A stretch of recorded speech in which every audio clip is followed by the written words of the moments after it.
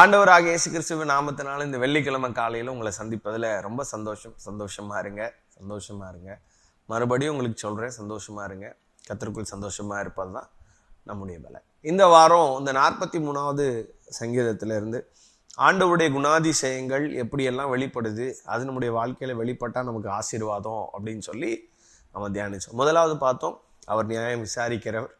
2வது நாள் பார்த்தோம், நமக்கு அரணான தேவன். 3வது நாள், அதாவது நேற்று நம்ம பார்த்தோம், அவர் நமக்கு வெளிச்சத்தையும் சத்தியத்தையும் அனுப்புகிற கர்த்தர். இப்போ 4வது, இன்னைக்கு வெள்ளிக்கிழமை என்ன பார்க்க போகிறோம் அப்படின்னா, நம்முடைய ஆண்டவர் எப்படிப்பட்டவர் அங்கே வாசிக்கிறோம். அப்பொழுது நான் தேவனுடைய பீடத்தண்டைக்கும் என் ஆனந்த மகிழ்ச்சியாக இருக்கிற தேவனிடத்திற்கும் பிரவேசிப்பேன்.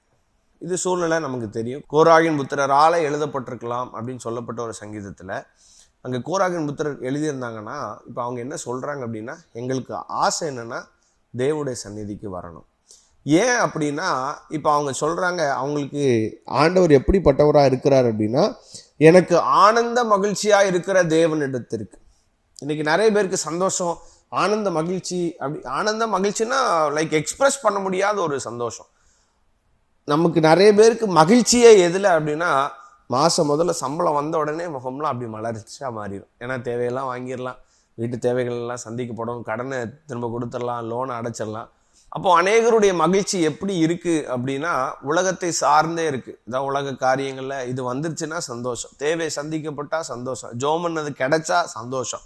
இப்படி நம்முடைய ஆனந்தமும் மகிழ்ச்சியும் எதை சார்ந்து இருக்குது அப்படின்னா, நம்முடைய உலக பிரகாரமான காரியங்கள் சந்திக்கப்படுகிறத தான் ஆனந்தமும் மகிழ்ச்சியும். இங்கே கோராகன் புத்திர அழகா சொல்றாங்க, எனக்கு ஆனந்த மகிழ்ச்சியா இருக்கிற ஒரே ஒருவர் தேவன் தான். அந்த அன்எக்ஸ்பிரசிபிள் ஹாப்பினஸ் யாரு அப்படின்னா ஏசப்பா தான், அந்த ஆண்டவருடைய சமூகம் தான் அப்படின்னு சொல்றாங்க.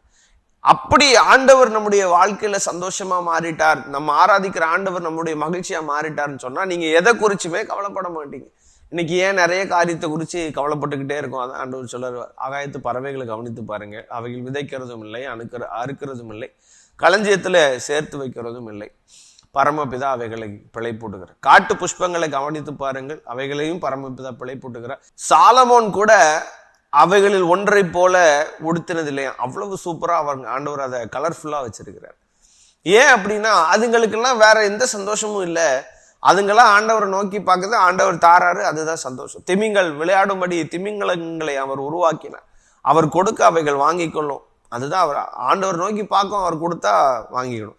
அவர் முகத்தை மறைக்க அவைகள் தங்களுடைய ஜீவனை விட்டு மாண்டோர், அவ்வளவுதான்.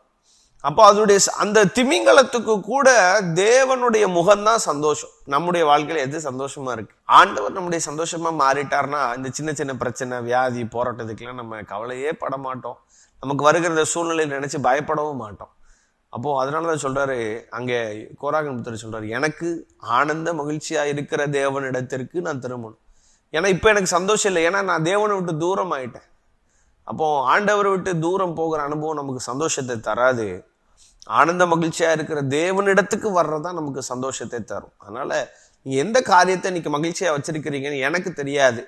இல்லை அது உங்களுடைய கணவன் மனைவி கூட தெரியாம இருக்கலாம், உங்களுடைய பிள்ளைகளுக்கு தெரியாம இருக்கலாம், உங்களுடைய பெற்றோருக்கு தெரியாம இருக்கலாம். இங்க இன்னைக்கு ஆண்டவரை குறித்து அங்கே கோராகின் புத்திரர் சொல்றாங்க, ஆனந்த மகிழ்ச்சி அவர் தான். அப்போ நம்முடைய வாழ்க்கையில நம்முடைய ஆனந்த மகிழ்ச்சி அவரை மாத்திட்டீங்கன்னா உங்க ஆசீர்வாதம் எப்படி இருக்கும்னு நினைச்சு பாருங்களேன். உங்களுடைய அதாவது கொடுக்குற தெய்வம் கூரையை பிச்சுக்கிட்டு கொடுக்கும்னு சொல்ற மாதிரி அவர் ஆனந்த மகிழ்ச்சியா இருந்தாருன்னா லைக் நீங்க எதுக்குமே கவலைப்பட மாட்டீங்க. எந்த பிரச்சனையுமே உங்களை கீழே தள்ளவே தள்ளாது, எந்த பிரச்சனையும் உங்களை ஸ்ட்ரெஸ்ல தள்ளாது, டிஸ்ட்ரெஸ்க்குள்ள உங்களை கொண்டு போகவே போகாது. நீங்க சந்தோஷமா தான் இருக்க போறீங்க. அதனால ஆனந்த மகிழ்ச்சியை ஆண்டவரை மாற்றுங்க. ஆண்டவர் உங்களை ஆசீர்வதிக்க போறார். God bless you.